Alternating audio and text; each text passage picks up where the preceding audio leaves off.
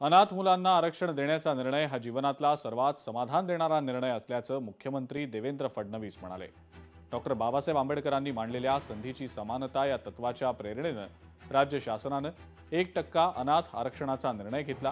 या निर्णयामुळे अनाथ युवक युवती स्वावलंबी होऊन समाजासाठी कार्यरत असल्याचा अभिमान वाटतो, असं मुख्यमंत्री यावेळेला भावुक होत म्हणाले। अनाथ म्हटलं की संघर्ष हा आलाच। अपेक्षाच नव्हती की मी या समाजात शासकीय सेवेत नोकरीला लागेन। आपली आयडेंटिटी लपवून जगावं लागतं।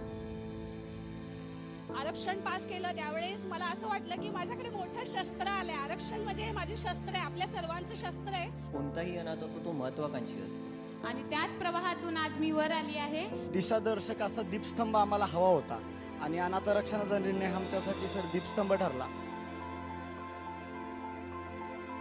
भाकरी ही नोकरी ही सहज मिळालेली देणगी नव्हती, नशिबाच्या पलीकडे जाऊन आमच्यासाठी घेतलेला तुम्ही हा एक निर्णय, एक संवेदना आणि एक मनापासून केलेला प्रयत्न, ज्यांनी आज आमचं हे आयुष्य बदललंय। आणि हे सगळं जर तुमच्यामुळे, त्यासाठी मनपूर्वक धन्यवाद।